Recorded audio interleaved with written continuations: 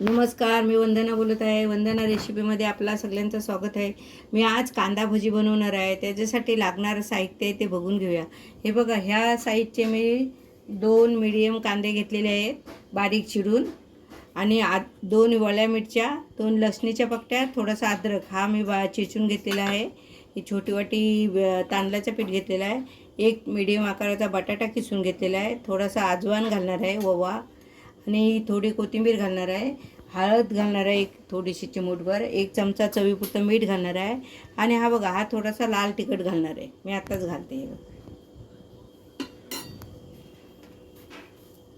हे बघा, चवीपुरतं मीठ,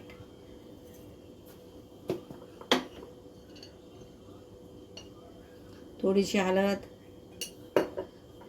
हे अद्रक लसूणची पेस्ट, ओली मिरची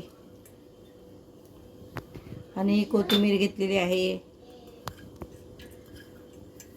हा तांदळाचं पीठ छोटी वाटी, आणि हा थोडासा मी ओवा घालत आहे. आणि हा मीडियम आकाराचा बटाटा किसून घेतलेला आहे.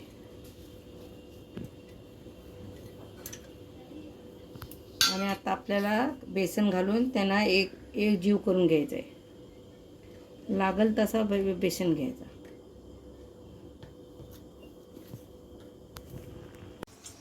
हे बघा, मी तेल गरम करायला ठेवलेलं आहे.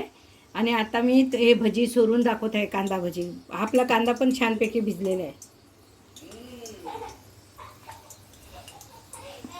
हे बघा, आपले असे ब्राऊन कलर येतो तसं चांगलं कुरकुरीत करून घ्यायचं.